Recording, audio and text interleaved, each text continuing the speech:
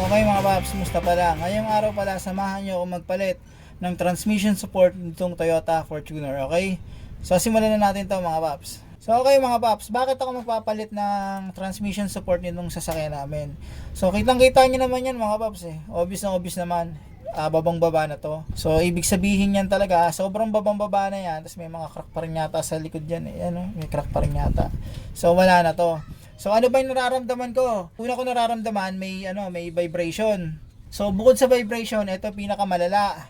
Halimbawa, nagda-drive ako or nakapark ako, biglang ililipat ko sa reverse or ililipat ko sa drive, nakakaramdam ako ng kaldag. So yung kaldag na yon, ito yung dahilan. Ito kasi yung shift shock nito, obvious na obvious naman yung dahilan eh. Ayan, kitang-kita naman eh. Hindi naman maitatanggi yan. Kung mag-isolate kayo ng shift shock, tipong may kaldag, tingnan nyo muna to. Yan, basically nyo muna yung nakikita ng mata nyo. Ito, transmission support. So, simulan na natin sa pagtatanggal ito mga paps. So, una natin tatanggalin ito muna. Yan, para walang nakaharang. Okay, so may clip yan sa loob. Sundutin nyo na lang sa ibaba. Yan. Dali lang naman yan. Yan. So, ayan, tanggal ko na. Pwede nyo na itabi yan.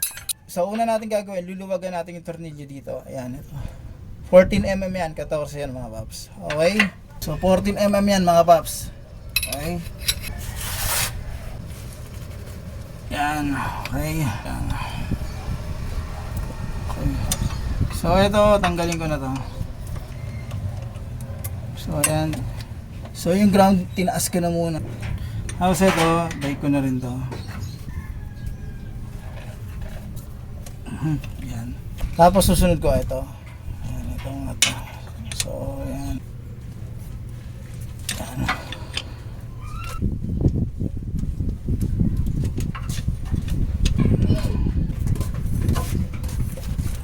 Okay. So, ayan na siya. Next natin ito mga paps. So, ito yan. 12mm yan.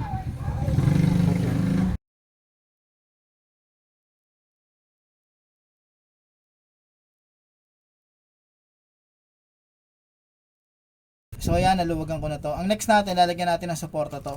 Yan. At sa bandang oil pan. Okay? So lalagyan natin ito ng jack. So okay mga paps, ayan, nilagyan ko ng jack yan. Kita nyo naman. So may kahoy, tapos nilagyan ko ng jack dun sa may oil pan. Okay? So kahit paano may suporta na yan. Yan.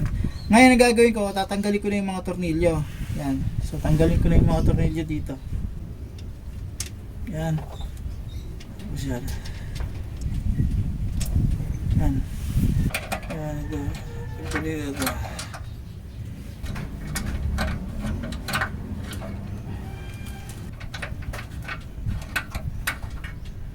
Yan. So yan siya. So ayan, tanggal ko na lahat ng tornilyo. Ngayon, gagawin ko, iangat ko yan ng konti para matanggal ko itong pinaka transmission support. So angat ko lang yan mga paps.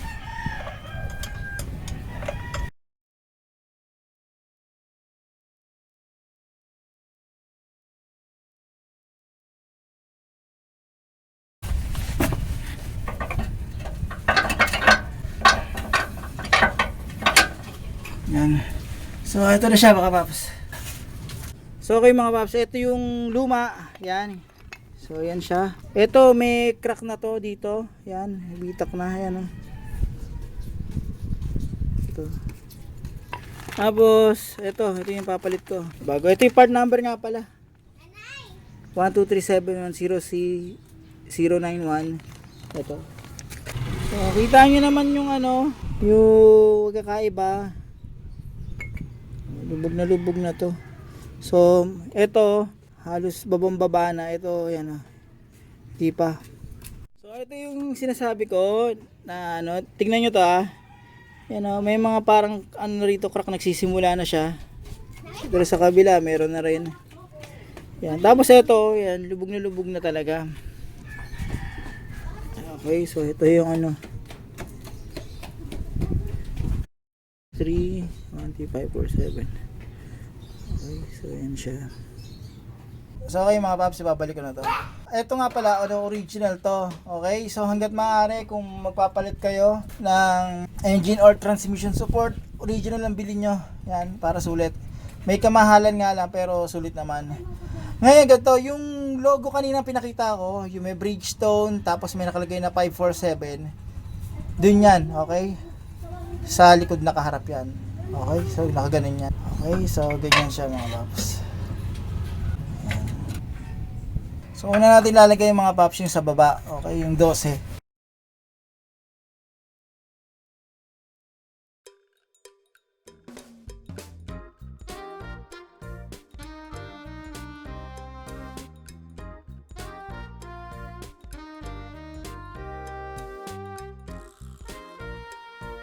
Ngayon, pagkabalik niya yan, higpitan nyo na, pwede nyo itong i-torque. Okay? So, yung paghigpit nito, pa-X, dito, dito, dito, dito. Pag ganyan, pa-X lang. Okay? So, to-torque ko muna to mga paps. So, okay mga paps, ayan, higpitan ko na nasa baba. Ngayon, ito, ilalagay ko na yung bolt dito. Pero bago natin mailagay yung bolt dyan, ibababa muna natin to. So, ibababa muna natin yung jack.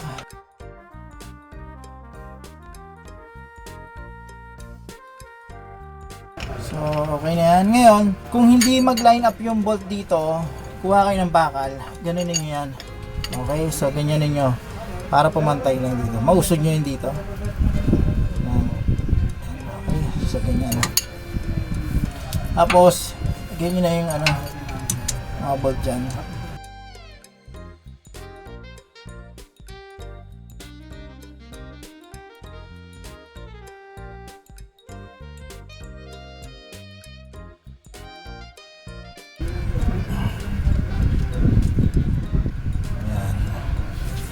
So okay mga paps, ang susunod ko ngayon, torque ko na to.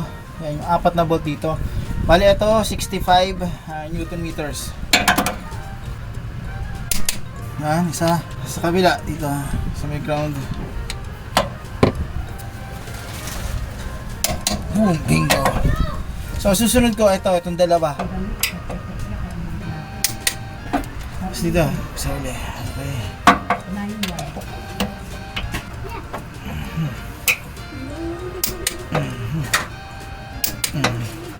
Babalik ko na to dito. Ayan.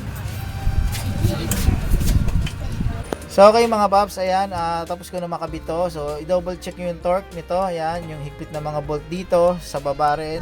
Tapos balik nyo to, yung ground, ibalik nyo rin.